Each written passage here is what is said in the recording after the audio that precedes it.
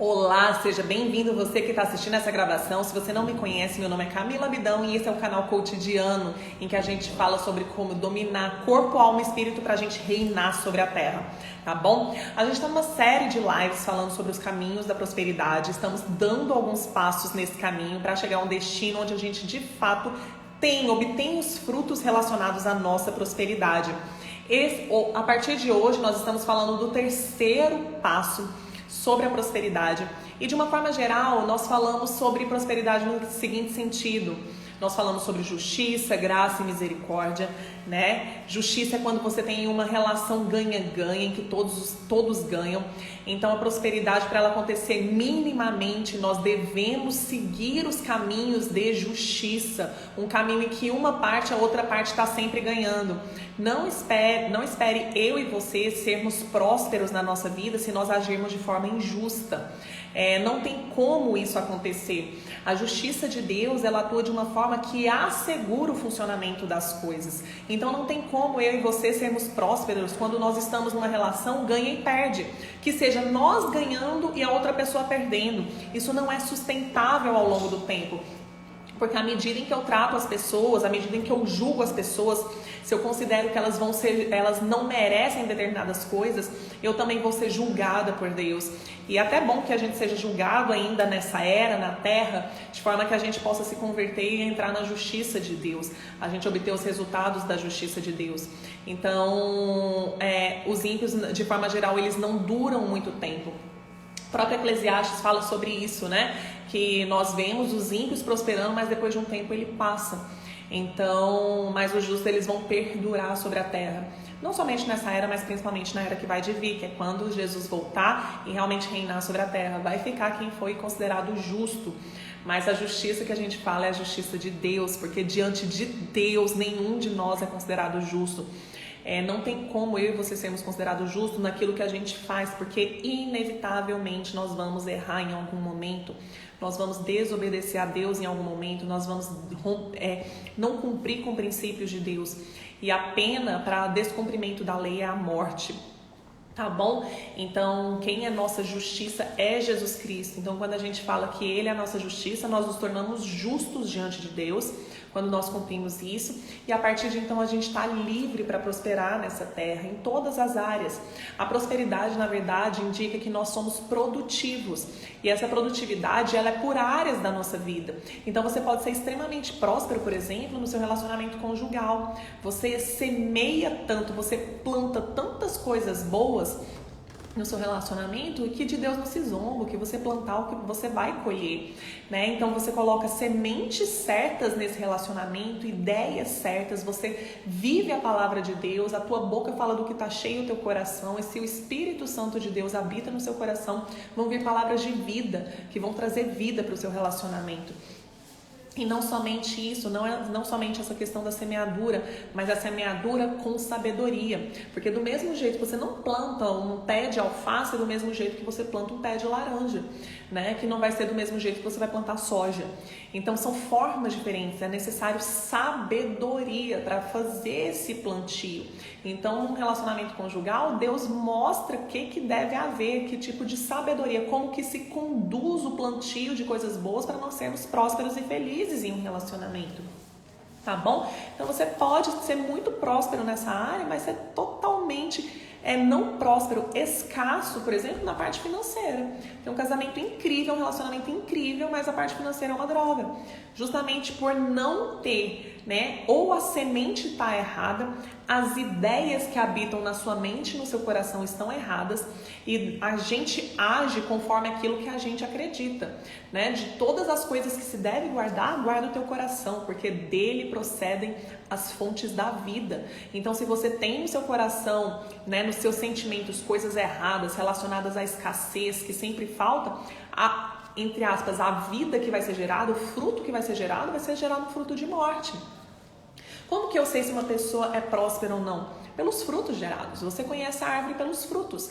Então você sabe que uma pessoa é próspera quando ela frutifica, ela produz em determinada área. Mas se ela não produz, ela é escassa, ela não prospera. Então você consegue ver os frutos de escassez que falta naquela pessoa. Tem gente que, por exemplo, é escassa na questão emocional. Fica sempre esperando que alguém a faça feliz. Né? Alguém tem que me fazer feliz, os meus amigos têm que me fazer feliz, o meu cônjuge tem que me fazer feliz, o mundo, a situação tem que estar propensa para me fazer feliz, porque se a coisa der errado, eu não sou uma pessoa feliz, eu perco a minha paz, eu perco o meu equilíbrio, eu perco tudo. Uma das características do fruto do Espírito é a paz. E Deus fala que Ele nos dá uma paz que não é do jeito que o mundo nos dá, mas é uma paz que excede todo entendimento. O que isso quer dizer? Jesus está falando nessa hora que a paz ela não é circunstancial. Independe se existem pessoas à sua volta que estão te tratando bem ou não. Independe se existem pessoas à tua volta. Independe se as coisas estão boas ou não. Mas é uma paz no sentido de bem-estar relacionado a um caminho reto, a um coração reto. Então você consegue imaginar, por exemplo, Jesus diante de Pilatos depois de ter sido torturado? E Pilatos falando, olha, se você não sabe, eu posso te livrar disso aqui. Entende? Jesus permanece calado de uma forma totalmente pacífica, com aquela turba de pessoas acusando e pedindo para a crucificação dele. Aquela paz que ele sentia naquele momento era uma paz com Deus, era uma paz que ele tinha com Deus, porque ele estava em obediência a Deus, independente do que as outras pessoas diziam, e também era uma paz com ele mesmo, porque ele estava seguindo os princípios dele, ele estava sendo fiel aos princípios dele. Então não importava se a situação não era oportuna ou não era benéfica, não estava a favor dele. Não importava se as pessoas que ele tinha amado e ajudado estavam ali acusando ele. Não importava se havia sofrido uma violência física contra ele. Não tinha nada a ver essa paz dele. A paz dele era a paz do fruto do Espírito, de um bem-estar relacionado àquela coisa que você fala assim, não importa o que estão dizendo. Eu estou em paz comigo mesmo, eu estou em paz com Deus, independente da situação estar ruim, né? Você vê que a pessoa ela é próspera quando, independente da circunstância externa, ela produz os frutos relacionados a isso. Porque não se trata das questões externas. A prosperidade ela é totalmente individual e se trata de uma semente que cresce em você e produz frutos, né? Um outro exemplo de uma pessoa escassa emocionalmente falando são pessoas que vivem tristes. Pessoas que esperam que outras pessoas alegrem a elas. Mas a alegria também é um fruto do Espírito.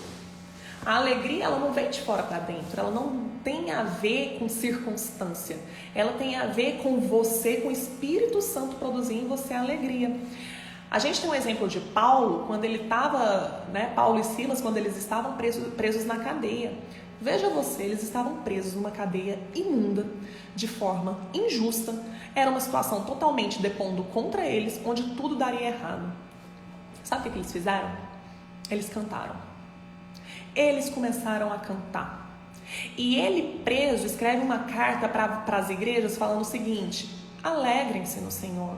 Novamente direi, alegrem-se. Perto está o Senhor. Sabe o que ele ainda fala? Aprendi o segredo de viver contente em toda situação. Quando ele termina falando, tudo posso todas as coisas naquele que me fortalece. Então, em nenhuma dessas situações estava tudo bom para ele. Nossa, tá tão bom, eu tô tão feliz, sabe? As pessoas me amam, eu tenho comida, eu tenho bebida, tá tudo certinho, não tem nenhuma oposição, não existe crime, não tem nada a ver com isso. Não se trata de coisas externas. Então, as pessoas escassas, elas sempre querem que as pessoas deem alguma coisa para elas. Me dá. Né? Lá em Provérbios 16 fala que a sanguessuga é aquela pessoa que é parasita, que gruda em outra coisa e fica me dá. Por quê? Porque ela não produz, ela precisa sugar dos outros. Então, o sanguessuga, ele tá sempre assim, me dá. Eu quero sua alegria, me faz feliz, por favor, me faz feliz. Porque eu não consigo me fazer feliz. E você já parou para pensar que se nem você consegue se fazer feliz, por que é que eu e você às vezes exigimos das pessoas que façam isso conosco? Se nem eu sou capaz de me fazer feliz, outra pessoa tem que ter essa habilidade para me fazer feliz? Ela já precisa fazer ela mesma feliz e ela ainda tem a responsabilidade de me fazer feliz? Não, ela não tem. A escassez habita em mim ou habita na pessoa que fica exigindo, cobrando do outro, como se houvesse uma dívida. E a palavra de Deus nos ensina que não devemos dever nada uns aos outros, se amor, apenas o amor uns pelos outros. O amor é um elo que nos une. E o amor, na verdade, fala de oferta. É nós entregarmos uns para os outros, mas não cobrar. O amor é uma doação voluntária. É você escolher dar alguma coisa para a pessoa, um presente para a pessoa, algo de bom para aquela pessoa, de graça. Por isso se chama graça. Graça é isso, é você dar para a pessoa aquilo que ela não merece, é uma coisa boa que eu estou te dando. Ou então você pode ofertar para a pessoa misericórdia, que é às vezes ela gerar um prejuízo em você, emocional, espiritual, material, e você fala para ela, não existe prejuízo. Mas Deus nos fala, o que vocês devem dever uns aos outros é amor.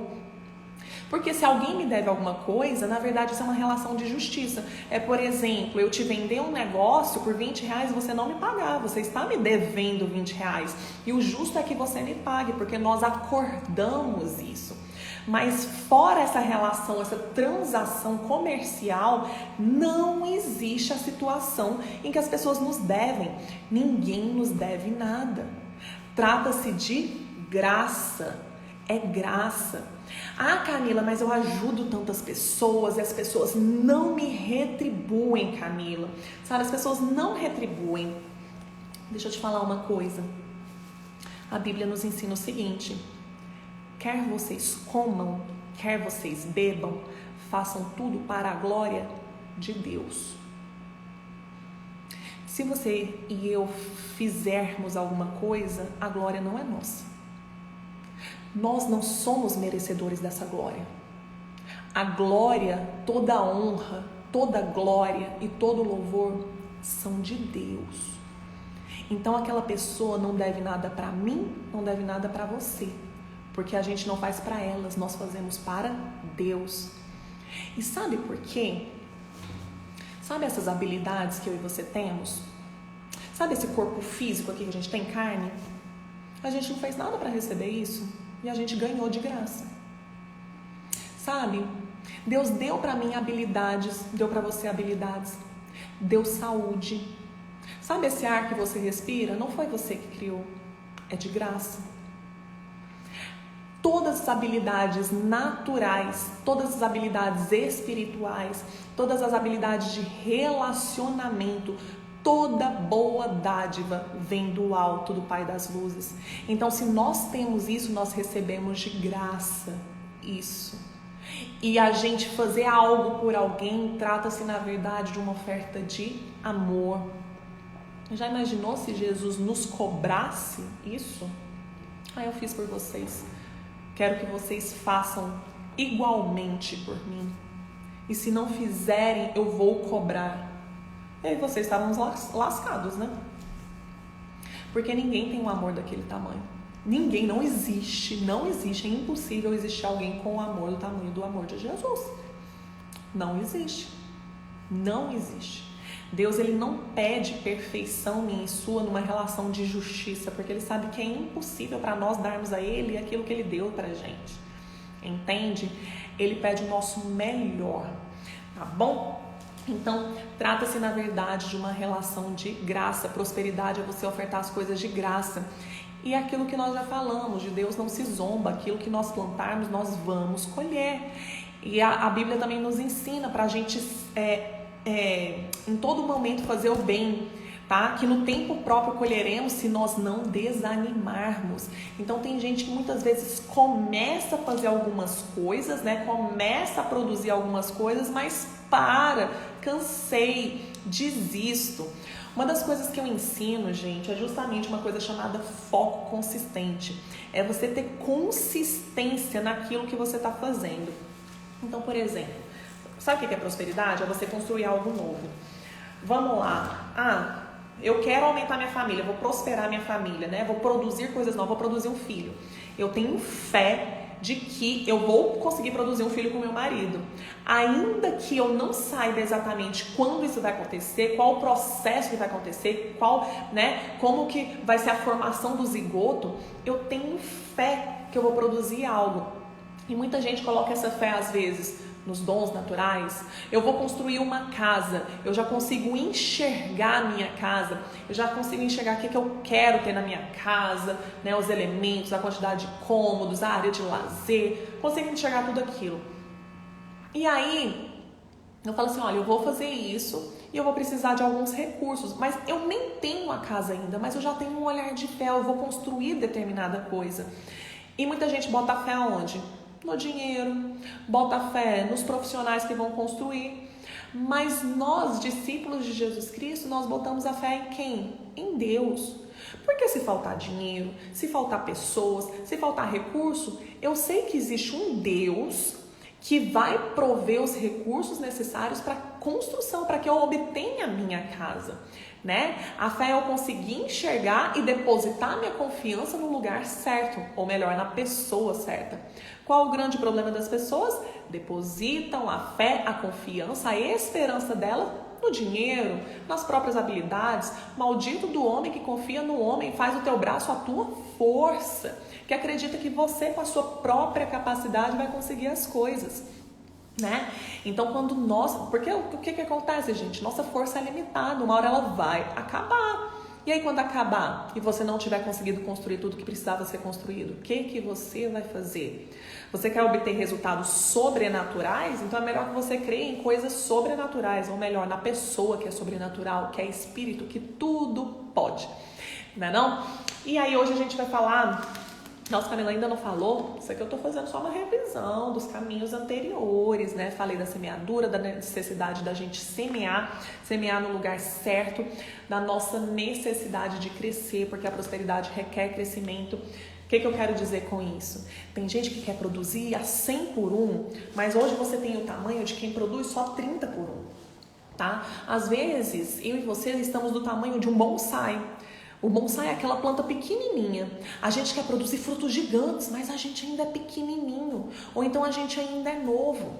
Então, na medida que nós crescemos enquanto árvore, por exemplo, aí sim a gente vai conseguir produzir mais, porque nossas habilidades aumentaram, nossas habilidades melhoraram, e às vezes com mais qualidade, dependendo daquilo que nós fazemos, né? Tem gente que fala assim, mas eu eu acho que a prosperidade é as pessoas me entregarem as coisas, e aí eu vou ter esse tantão de coisa, e aí isso vai significar que eu sou próspero. Não! Se as pessoas entregarem ferramentas, coisas muito grandes, muito grandiosas para você, e você for uma pessoa pequena, você só vai conseguir administrar uma coisa pequena, e as demais coisas você vai acabar perdendo. Então a prosperidade está intimamente relacionada com o meu e o seu tamanho. Quando eu e você olhamos para Jesus, Jesus era tão próspero que onde ele tocava gerava vida, gerava produção de alguma coisa. Se Jesus fosse empresário, seria o maior empresário da terra. Se Jesus fosse um pai, né, ele tivesse casado, ele seria o cara mais próspero na família dele. Ele seria, tudo que ele faz prospera, tudo que ele toca gera vida e não gera morte. Entende? Então Jesus, onde ele tocava, tem um morto, ele vivia. Tinha alguém doente, cego, curava. Surdo, curava também. Paralítico, andava. Estava doente, leproso, ele ia lá fazer as coisas e dava certo. Por quê? É uma mente de prosperidade, ela vinha de dentro para fora, não tinha nada a ver com as circunstâncias. Camila, mas ele é Jesus, né? Sim, ele é Jesus, mas sabe o que ele falou pra gente? Vocês farão estas coisas e ainda coisas maiores do que aquele fez. Se você publicou um livro, Jesus não publicou. Ele, enquanto humano, não publicou um livro. Entendeu? Então, se você publica um livro que tem várias edições e atinge várias pessoas, já foi uma coisa maior. Porque Jesus é assim. Ele dá a referência e ele multiplica. Ele multiplicou seguidores, ele era 1, e aí ele fez 12, dos 12 sobrou 11, mas ele levantou mais 12 para multiplicar e conseguiram botar o mundo de cabeça para baixo. Ele é um multiplicador nato, né? E ele é tão multiplicador que na parábola dos talentos ele fala isso: eu dei talentos para vocês, multipliquem, passe adiante, Faça isso para que a luz, a minha verdade se espalhe pela terra. Não só a luz da salvação, mas a luz de tudo, da cultura do reino. O reino é um reino próspero. Onde há escassez é porque existe uma mentira que não provém de Deus, uma mentira que não provém do Senhor. Ah, Camila, mas existem circunstâncias na minha vida em que existe uma queda. Existe, mas são circunstâncias. Quem vive num deserto por toda a vida, existe aí claramente uma mentalidade de escassez, uma semente de escassez. Ah, Camila, mas o que são sementes? Sementes são as ideias que podem ser verdades ou mentiras. Ah, de onde que você está falando isso? A parábola da semeadura, do semeador. O semeador saiu a semear, caiu uma parte da semente no caminho, caiu uma parte da semente nos espinhos, caiu uma parte do terreno num terreno rochoso, caiu parte da semente num terreno fértil. E o que é a semente? A palavra de Deus. A palavra de Deus, ela faz isso também. Tá bom? Então, as sementes são as ideias, as palavras. E quando você acredita em uma coisa verdadeira, quando você acredita na verdade, você vive conforme aquilo que você acredita e você obtém os resultados daquilo que você acredita. Então, por exemplo, se eu acredito que Deus, vamos pegar o Éden. Gosto muito do Éden. Porque é o princípio de tudo. E Deus é um Deus de princípios, tá? Se você acertar no princípio... o princípio da sabedoria é o temor a Deus. Então, se você quer ser sábio, o princípio é temer a Deus. Porque quando você teme a Deus, você faz as coisas que Ele fala para fazer, você obedece a Ele, e aí você prospera, você se torna uma pessoa sábia, você faz as coisas do jeito certo, né? Sabedoria é saber como fazer as coisas. E lá no Éden, nós tínhamos ali o jardim e Deus falou. Deus disse, Deus falou a verdade. Gente, Adão, não coma do fruto da árvore do conhecimento e do bem e do mal, porque certamente quando dele comer, morrerá. Então, se você comer disso aí, Adão, você morre, tá bom? E aí vem a serpente, com uma outra ideia, para Eva. Eva, é verdade que se você comer de qualquer fruto da árvore, de qualquer árvore do jardim, você morre? Aí a Eva... Não, se a gente comer e tocar naquele fruto ali daquela árvore do meio do jardim, e ela estava apontando a árvore do conhecimento do bem e do mal, aí a gente morre. O que a serpente fala? Mentira, morre nada, boba. Faz o seguinte, se você comer, você vai se tornar como Deus, você vai conhecer o bem e o mal, então você não morre. Deixa eu te falar. Quando você acredita em uma frase, você acredita em uma ideia, você vai agir de acordo com aquilo que você acredita. Eva tinha duas opções. Ela acreditava no que Deus tinha dito, falando assim, não come, senão você vai morrer. Ou ela acredita do outro lado e fala assim, morrer nada, vou comer e vou continuar vivendo e ainda vou ter coisas melhores. Em quem ela acreditou? Na serpente. E aí ela foi lá, comeu do fruto, deu para Adão que comeu o fruto. E o que aconteceu? Morreu. Eles morreram, eles se separaram de Deus. E o que eu quero dizer para você é, quando você acredita na palavra de Deus, ela traz prosperidade na sua vida. Porque Deus, ele fala, os meus caminhos são maiores do que os seus caminhos, os meus pensamentos são mais altos, melhores, mais altos do que os seus pensamentos, para dar a vocês uma esperança e um futuro. Uma esperança e um futuro, aquilo que vocês anseiam, que vocês desejam, aquilo que vocês tanto querem. Eu tenho paz eu tenho pensamentos de paz e não de mal para vocês. É isso que o Senhor sempre teve, as recomendações dele são para isso. Então, se eu e você hoje colhemos resultados ruins, é porque nós acreditamos nas palavras erradas, nas ideias erradas. Entende? Nós conhecemos a árvore pelo fruto. Se não há fruto, ou se são frutos ruins, frutos de pouca qualidade, é porque nós estamos acreditando na palavra errada. Entendeu? Então, de qualquer forma, nós devemos semear o tempo todo. Mas o que eu quero trazer hoje para vocês, de uma forma que Deus colocou muito forte no meu coração, é que um princípio da sabedoria, um princípio que é verdadeiro da sabedoria, tem a ver com gratidão. Tem a ver com gratidão. Deus abomina a ingratidão. Ele abomina. Se não me engano, é 1 Coríntios 10:10. quando Paulo está explicando, falando o seguinte: olha, aquele povo que saiu lá do Egito, ficou passando por aquele deserto por 40 anos, ele falou o seguinte: não façam como alguns que murmuraram, que reclamaram e foram destruídos pelo anjo destruidor. Você observa a ingratidão pela murmuração. Uma pessoa que murmura, ela é uma pessoa que não entende que o que ela tem nas mãos dela é de graça. É graça. Ela não merece. Eu e você não merecemos esse corpo. Eu tenho um corpo porque eu mereço? Não, porque ele nos foi dado. Eu tenho uma capacidade de pensar, eu tenho uma capacidade de respirar, eu tenho uma capacidade de fazer determinada coisa porque eu mereço? Não, isso é um presente. Foi dado de graça. Igualmente com a inteligência, a habilidade de conversar, de cantar, não importa que habilidade você tenha, foi dado de graça. Não tem nada a ver com a gente, não é porque a gente merece. Camila, mas eu faço tudo certo, tudo, olha, eu não erro. Deixa eu te falar, obedecer às leis de Deus é o mínimo necessário. Se você for para um país novo, você foi lá para a Inglaterra, lá, a direção, você não dirige do lado direito da pista, você dirige do lado esquerdo. Você chegar lá e dirigir do lado esquerdo, você não merece R$100 por isso. Você está cumprindo com as leis do país. É só a sua obrigação, é sua responsabilidade, se quiser que tudo funcione perfeitamente. É a forma que a coisa funciona. Então, eu e você fazermos o certo, não é nada mais que a nossa obrigação. Mas quando eu e você escolhemos fazer a coisa errada, isso traz prejuízo para aquilo que Deus construiu. E no reino de Deus, o salário dessa desobediência que se chama pecado é a morte. Então eu e você fazermos só o que Deus nos pede, nos manda, é mais que a nossa obrigação. Nada mais. O próprio Deus fala o seguinte: se você só te faz o que você é mandado, que servo inútil que você é.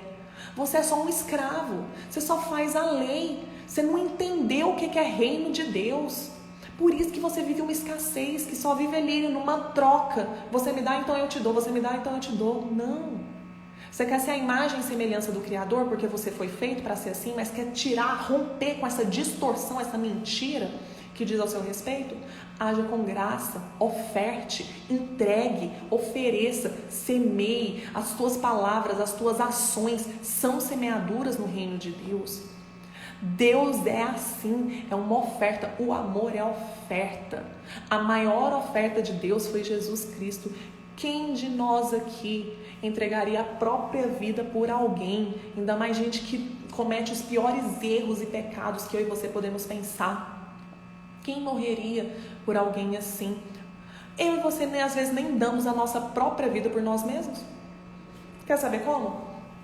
Você tem aí um projeto novo. E esse projeto vai exigir uma dedicação sua. Sei lá qual projeto, um corpo novo, um projeto profissional novo, uma faculdade nova, sei lá. Você tem um projeto. E para esse projeto você vai precisar acordar 1 hora mais cedo. Boa parte das pessoas não vai fazer isso. Você não consegue sacrificar você mesmo por algo maior, para se amar, falar assim: eu vou me levar para um lugar melhor, eu vou me amar. Nem por você, às vezes, você faz isso. Você vai fazer pelo outro?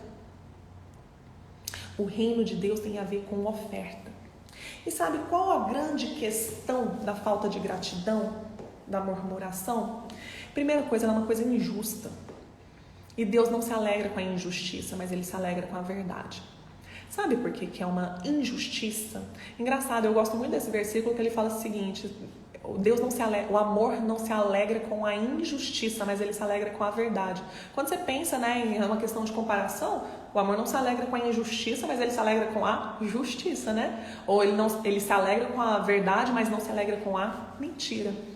Então você já parou para pensar que injustiça e mentira estão relacionados? Que justiça e verdade estão relacionados? Já parou para pensar nisso? O amor, ele não se alegra com a injustiça, com a mentira. Eu te entregar uma coisa boa e você falar uma mentira ao meu respeito. Deus, ele não se alegra com isso. Quando Ele nos dá alguma coisa e nós reclamamos, nós estamos acusando a Deus de falar assim, olha, você não me deu a melhor coisa. Você não é tão bom assim. Você não é tão justo assim. Você não é uma pessoa fiel a mim. Nós começamos a questionar o caráter de Deus quando nós murmuramos. Nós falamos, não é verdade que você quer o nosso bem. Você está entregando isso para mim? Olha essa situação que eu estou passando. Eu não mereço isso. Não mereço. Não mereço passar por isso. Deus, você é mau. Você está deixando isso acontecer. Será? Se você é cristão, será que você teria coragem de falar na frente do Todo-Poderoso? Misericórdia. Misericórdia. Você teria coragem de falar um negócio desse? É muita falta de temor a Deus. É muita falta de conhecimento das características do caráter do nosso Criador. É muita falta de conhecimento. É não compreender quem é o nosso Criador. Não entender o caráter e fazer uma acusação contra Ele. Sabe quando você entrega o seu melhor para alguém e a pessoa ainda fica reclamando?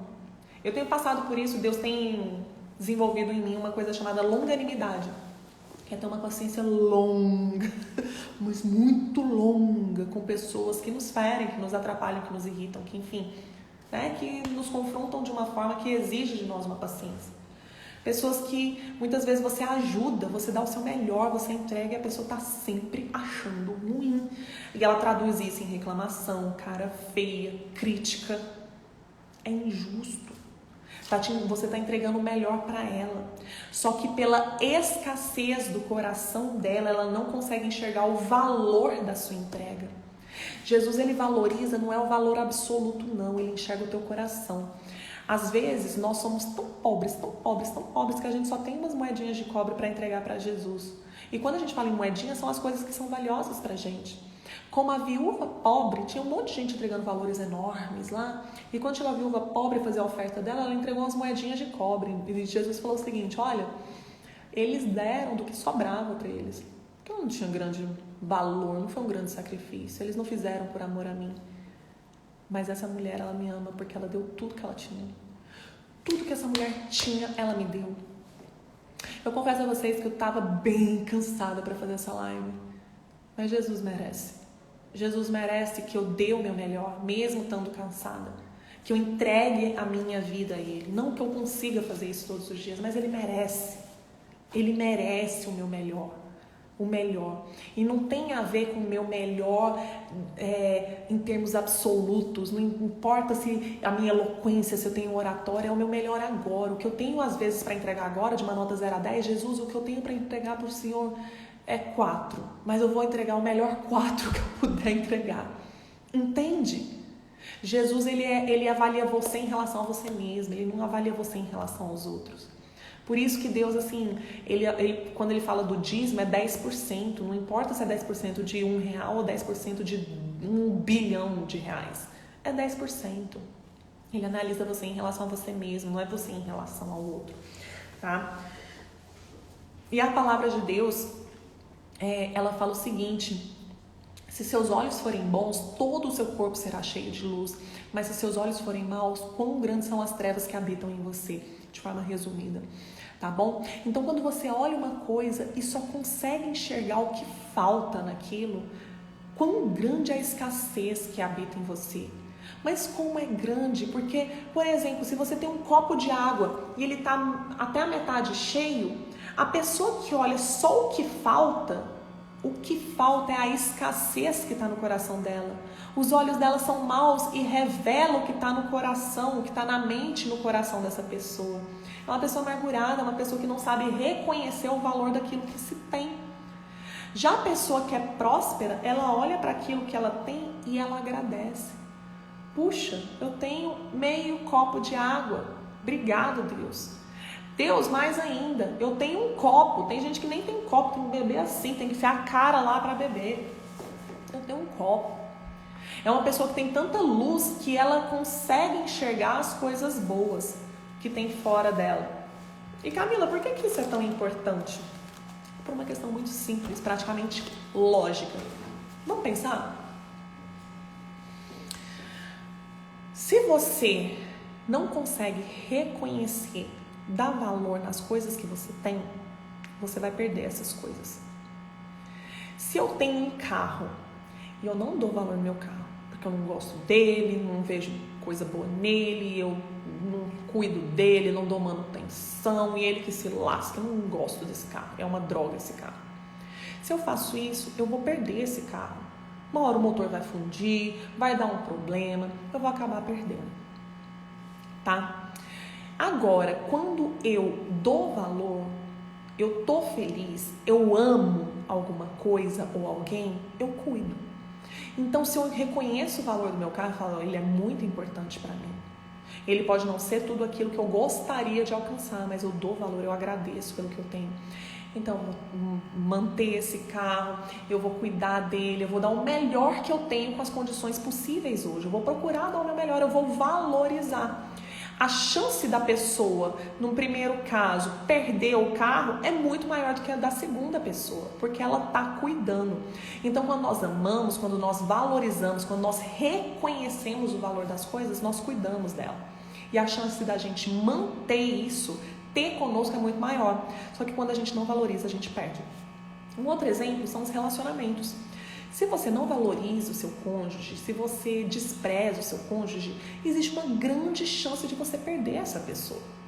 No entanto, se ela não é a pessoa perfeita, e eu quero te contar que você também não é e eu também não sou, mas se ela não é a pessoa perfeita, mesmo não sendo perfeita, mas você reconhece que ela tem aspectos positivos, você reconhece que ali é uma oportunidade para você desenvolver habilidades, desenvolver um caráter que você ainda não tem. Muitas vezes é paciência, né? Nós percebemos em um casamento quanto precisamos aprender a ser pacientes.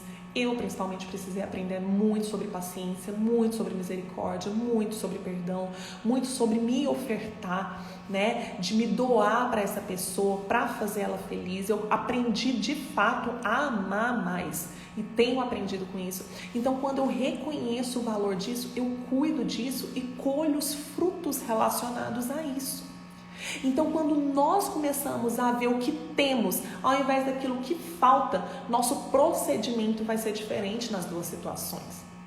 E conforme eu semeio, conforme eu cuido, conforme eu faço tudo isso, eu vou obter os resultados relacionados ao meu comportamento.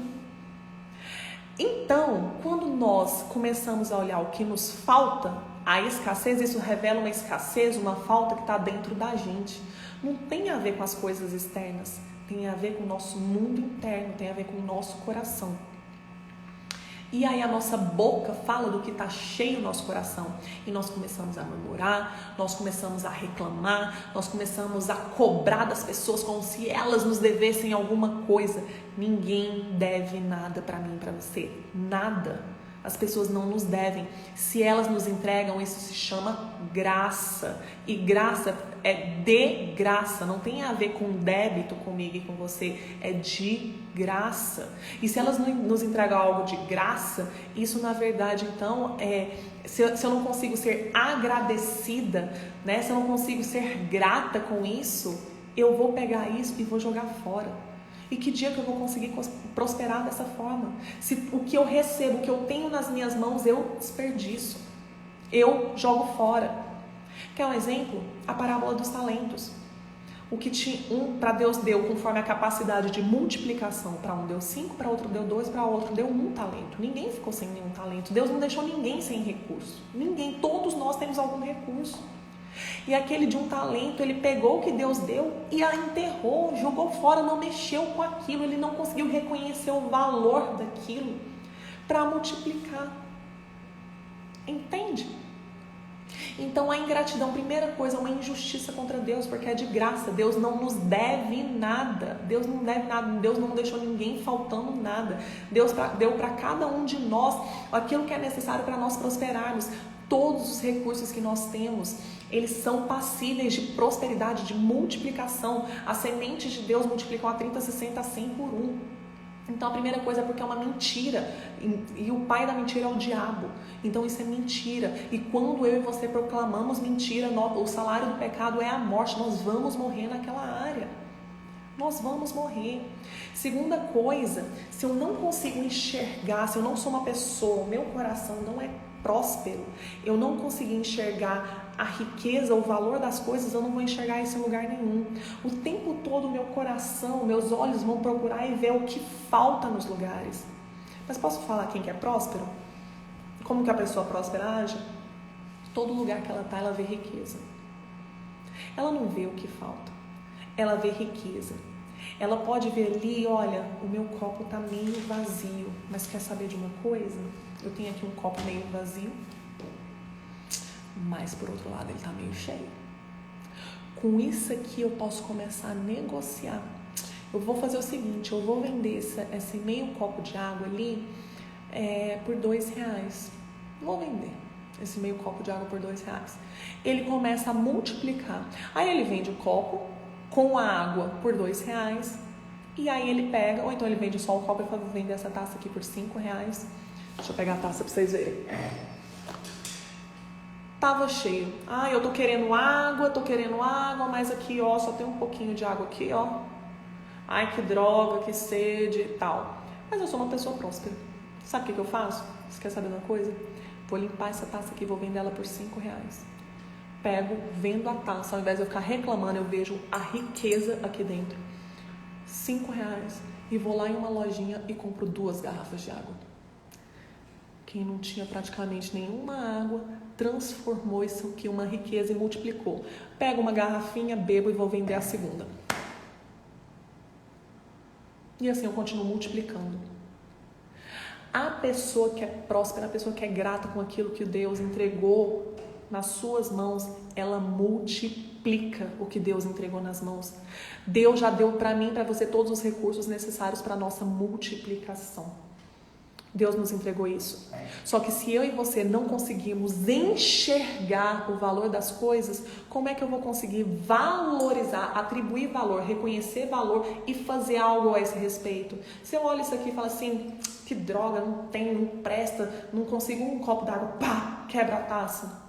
Eu perco a taça e continuo vivendo a escassez daquilo que na verdade está no meu coração, porque a gente conhece a árvore pelos frutos. O que você vive hoje revela na verdade o que está no seu coração, as verdades ou mentiras que estão no meu e no seu coração. Então tem gente que não consegue reconhecer. Por exemplo, existem situações difíceis, existem situações muito desafiadoras, pessoas que estão passando por crises e tudo mais. Deixa eu te falar, sabe o que é crise? Crise é quando aquilo que você fazia não funciona mais. É tipo o povo que saiu do Egito, estava indo para a Terra Prometida. O jeito que eles viviam não funcionava mais. O Egito um dia foi terra de prosperidade. Um dia funcionou como terra de prosperidade. Mas as circunstâncias mudaram. As coisas mudaram. O mundo mudou. E aquilo que um dia foi bênção se tornou maldição. E às vezes a gente é tão escasso porque quer viver com a glória passada. Ai, porque naquele tempo, ai, porque naquela época, ai, porque eu conseguia. Eu passei por essa situação. Nossa, construí grandes negócios, faturamentos milionários, entendeu? Fiz tudo isso e eu sei do que eu tô falando. Funcionou no passado. Aquele tempo de glória passou. As circunstâncias mudaram, tudo mudou. E pelo fato de eu não ter passado, entre aspas, por esse deserto do aprendizado, de me humilhar, reconhecer, falar, gente, eu não sei de tudo. Eu não sei todas as coisas, tem muitas coisas novas. Lá em Provérbios 14, se eu não me engano, fala o seguinte, na ausência do boi o celeiro fica vazio, mas na presença do boi o celeiro se enche. Há muita colheita. O que Deus está ensinando lá? O boi é um instrumento, uma ferramenta naquela época extremamente tecnológica, extremamente bacana, que aumentava a performance produtiva. Um homem colher, ou você botar um boi para colher, o boi aumentava a performance da colheita muito mais. Só que se o homem vai colher, ou seja, na ausência do boi, o celeiro fica vazio, não dá conta de colher daquele tanto. Então aqueles tempos de glória lá atrás foram excelentes. Mas com o tempo o mundo mudou e o meu boi, o boi que eu usei lá no passado não funciona para o presente, ele já morreu. Já morreu. Então eu precisei compreender que na verdade eu precisava aprender agora os novos bois, a nova tecnologia, os novos instrumentos que Deus colocou na terra para a gente aprender, para potencializar os meus resultados. E agora eu estou falando de resultados profissionais.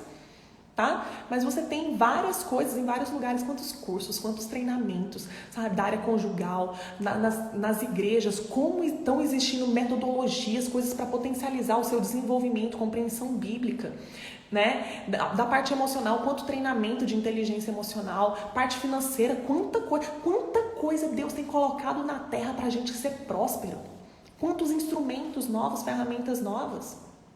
Tanta coisa. Mas a soberba precede a ruína, né não, meu amigo? A soberba precede a ruína. A gente achar que sabe demais e não obedecer a Deus, ou não ouvir, ou não compreender a Deus. A gente achar que sabe mais do que Deus e dizer, não, Deus precisa não, deixa que eu sei o que eu estou fazendo. Precede a nossa ruína. De fato, mas Deus concede graça. Falando de novo de graça. Deus concede graça aquilo que nós não merecemos, mas uma coisa boa. Ele nos dá algumas sementes aos humildes. Quer falar assim, Deus, eu não sei fazer, estou passando por uma dificuldade, estou errado, eu preciso aprender, você pode me ajudar? Aí ele vai lá e manda uma sementinha de sabedoria.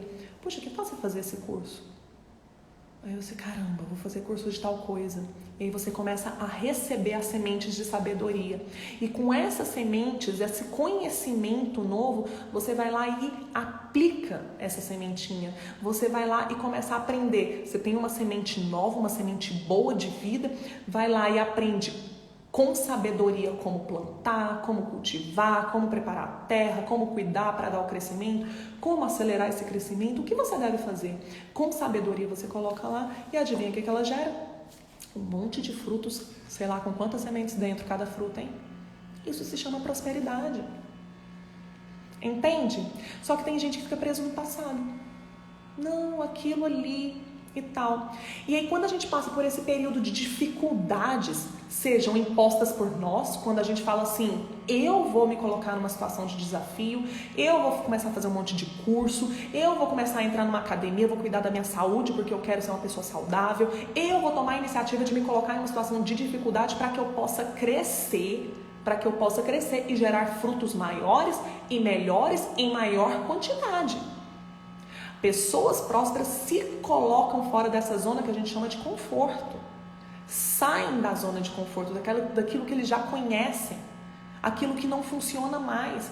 Porque aquilo que você já construiu hoje é só aquilo.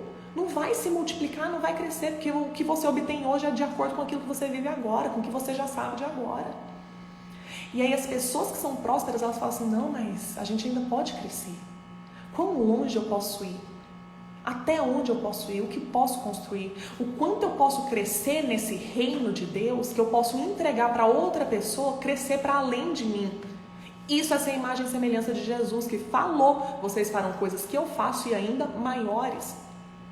Consciência de prosperidade.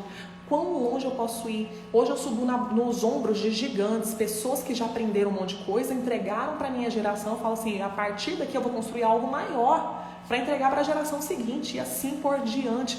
E juntos nós crescemos um corpo. Você entende? E aí tem gente que é ingrato. Ingrato porque não quer se colocar fora dessa zona de conforto, não quer passar, entre aspas, por esse deserto, que é onde não tem todos os recursos que você está familiarizado, que você conhece, que é agradável para você. Deserto é um lugar onde não tem muitas coisas, que faz calor pra caramba, que é desconfortável, que você tem que perseverar mais para sair dali. Tem gente que não faz isso, aí Deus, por amor, a mim e a você, nos coloca. Aí sabe o que o povo fez? Os hebreus fizeram quando saíram do Egito e foi para o deserto? Primeiro que foram eles que clamaram para Deus tirar eles de lá, viu?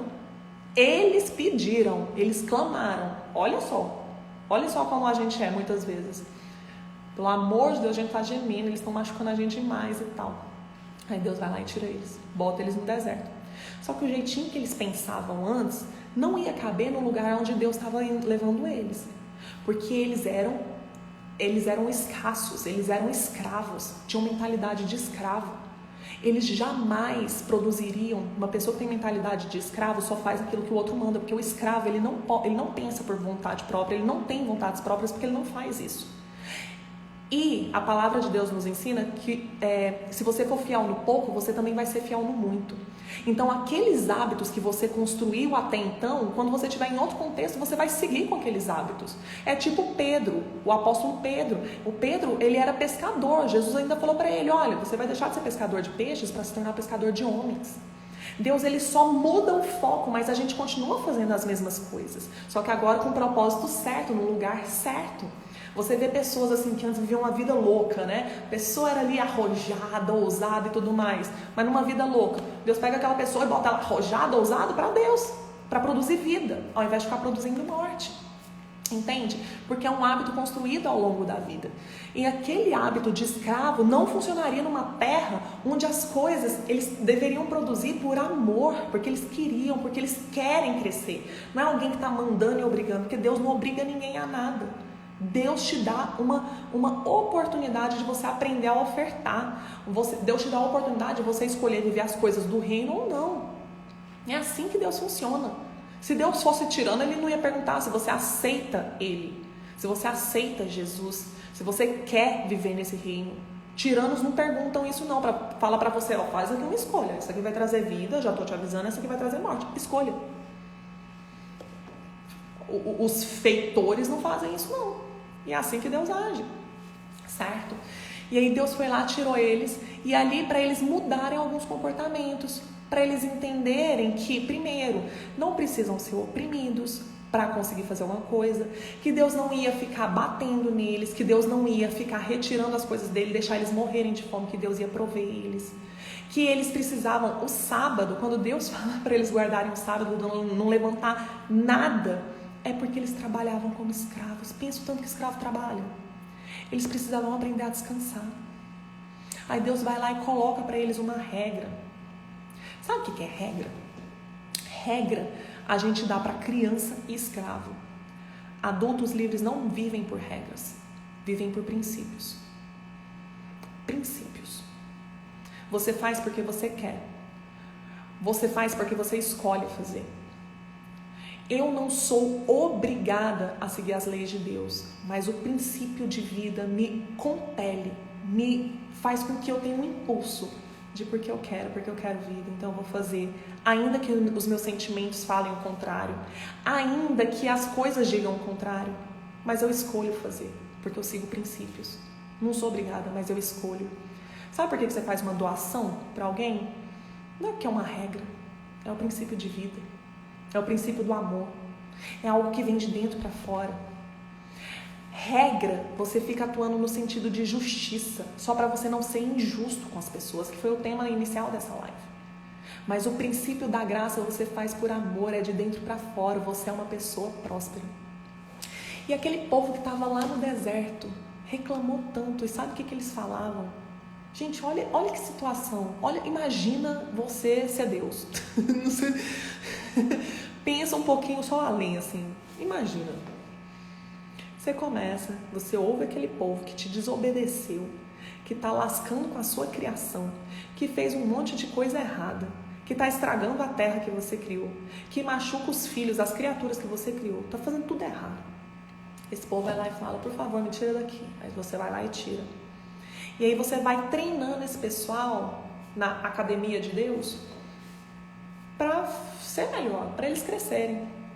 Aí eles olham para sua cara e falam assim, você é uma pessoa horrível. Você trouxe aqui a gente para morrer. Começa a te acusar. Trouxe a gente aqui para morrer. Você não é bom, não. Faz o seguinte, devolve a gente para lá, que lá a gente tinha pelo menos alhos e cebolas. Vamos morrer de fome aqui? Você não é bom, não. Não presta.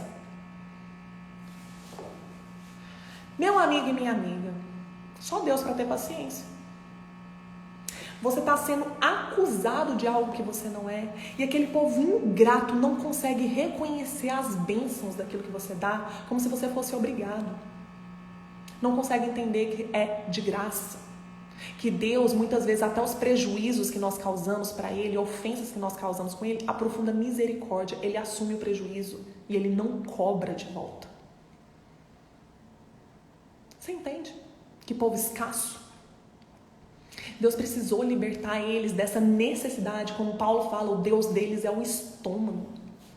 Você voltar para uma vida de escravidão, uma vida droga, onde você deprecia, desonra a criação de Deus por causa da barriga, do que você comia.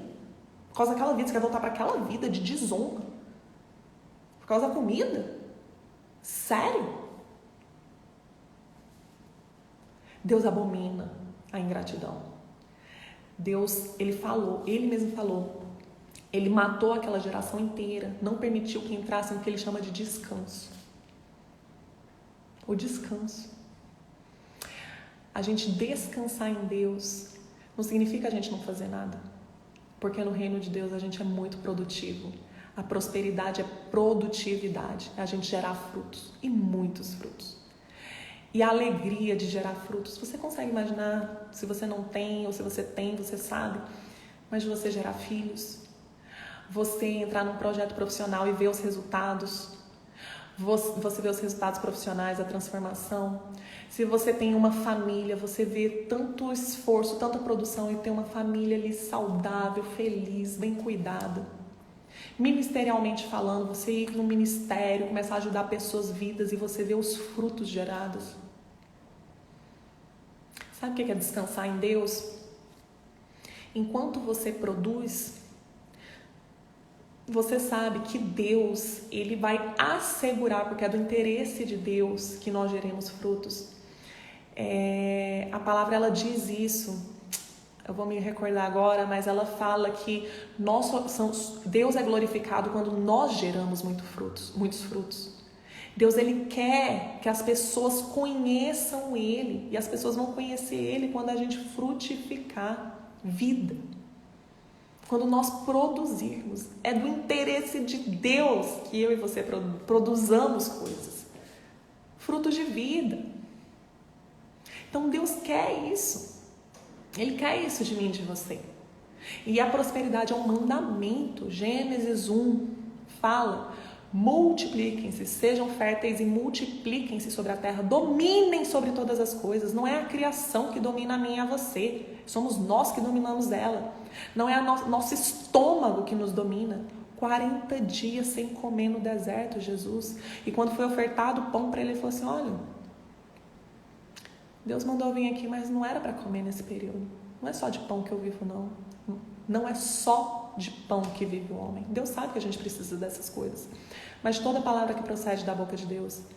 Então, se eu sigo a Deus mais do que eu sigo ao meu estômago, acredite, eu vou colher vida. Eu não vou querer voltar para situações degradantes, uma situação de escassez, só pela falta desses recursos.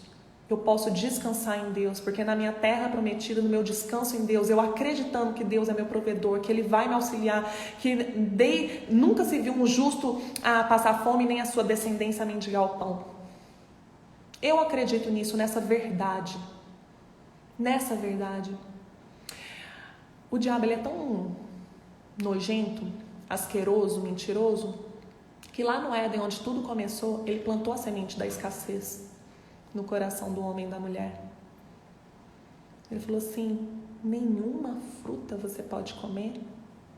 Aí a Eva fala: não, só daquela ali que a gente não pode comer. Ele começou a falar o seguinte: pode, você vai ainda conseguir mais coisas. Uma fruta se tornou a coisa mais importante dentro de um jardim inteiro. Você já parou para pensar nisso? Quantas árvores tinha naquele jardim? De repente, uma fruta, a falta de uma fruta se tornou muito importante. E é desse jeito que ele nos engana, dizendo que está fazendo falta. A gente tem tudo que a gente precisa. Tudo. Tudo que nós precisamos. Mas eu e você precisamos ser gratos para reconhecer o valor do que a gente recebe e a gente conseguir usar esses recursos para produzir e multiplicar. Abandonar os velhos hábitos, abandonar as ideias erradas que plantaram na nossa mente e colocar as ideias certas. E a gente poder então multiplicar. Quando eu e você temos essa gratidão no nosso coração, a gente consegue enxergar riqueza em todas as coisas. Você olha para o lado, tudo produz riqueza. Tudo tem riqueza. Tudo, você olha para todos os lados, tem riqueza. Camila, dinheiro não dá em árvore, não. Não? Você tem certeza? Vai ter uma plantação de laranjas e vai exportar para os Estados Unidos, você não vê seu dinheiro dando na árvore ali todo dia. Dá em árvore, não? dá na árvore, dá no chão, até no lixo. Tem dinheiro, sabia? Só que se você não consegue reconhecer isso, ser grato pelo que você tem, como é que você vai usar isso ao seu favor e multiplicar? Se você já despreza, você nem pega aquilo. Eu conheci um homem maravilhoso, um dos um de patrimônio multimilionário com um negócio bilionário no Brasil. E Geraldo Rufino. E ele foi um catador de latinhas quando ele era criança. E ele fala o seguinte: eu sempre fui rico, eu só não tinha dinheiro. Porque a riqueza estava aqui, no coração e na mente. Onde ele estava, ele via riqueza. Tanto que ele começou a empreender logo. Ele começou a pegar o que ele tinha em mãos, os recursos que ele tinha em mãos, porque Deus não deixou ninguém sem talento, e procurou multiplicar aqueles recursos. Tanto é que ele construiu um negócio, hoje ele mexe com frotas de reciclagem de peças de caminhão. Ele viu riqueza nisso. Você consegue ver riqueza à sua volta? Você consegue reconhecer? Ou continua murmurando tudo aquilo que falta? Se seus olhos forem bons e você conseguir ver as coisas boas que Deus te entregou e me entregou, todo o seu corpo vai ser cheio de luz. Vai ter muita coisa boa, vai evidenciar as luzes, a luz de Deus dentro de você. Mas se seus olhos forem maus e só conseguir enxergar a escassez, quão grandes as trevas que habitam em você, hein? Quanta escassez. Tá bom? Então, meu chamado hoje é a gente reconhecer e agradecer. Agradecer. Camila, mas eu ainda não me sinto assim. É porque as trevas elas tiveram um bom tempo para ganhar espaço dentro de você. E é uma prática. Vai botando essa luz para dentro. Começa a olhar com olhos bons. Começa a ser grato todos os dias. Eu tenho, esse aqui é meu caderno antigo, vou mostrar para vocês. Todos os dias eu escrevo aqui, sou grata por, sou grata por, sou grata por, sou grata por. É um exercício. É um exercício que eu faço para me lembrar que aquilo que não tá bom pode ficar, que Deus já me deu. E se tá difícil, Ele tá me dando, na verdade, a oportunidade de aprender, receber coisas novas que ainda não tem dentro de mim. Como o povo que saiu do Egito. Eles precisavam aprender a descansar, eles precisavam aprender a confiar, eles precisavam aprender que não só de pão vive o homem. Eles precisavam aprender muitas coisas que eles não tinham tido a oportunidade de aprender. E que essa dificuldade é um aprendizado.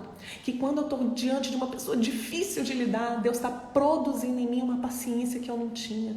Uma sabedoria para lidar com pessoas difíceis que eu vou encontrar ainda pela vida. E eu vou me tornar uma pessoa maior e melhor com isso. E vou conseguir me comportar de formas maior e melhor. E gerar frutos maiores e melhores, com maior qualidade. E quem sabe em maior quantidade. Então é a oportunidade que Deus está dando para crescer. É a história do copo cheio, meio vazio. Entende? As dificuldades eu prefiro olhar o copo meio cheio. Não vai mudar a quantidade de água num copo pela forma como eu vejo, mas vai mudar a minha atitude sobre como eu vou lidar com essa situação. Tá bom? Então é isso, meus amores. Obrigada por vocês que ficaram até agora. Obrigada para você que vai ver isso depois. Todas as quartas-feiras eu tô aqui para conversar com você sobre o reino de Deus, como a gente domina sobre a terra, não deixar essas coisas nos dominarem, mas dominamos sobre a terra no corpo, alma e espírito. Tá bom? É isso aí, meu nome é Camila Abidão e agradeço a você. Beijo!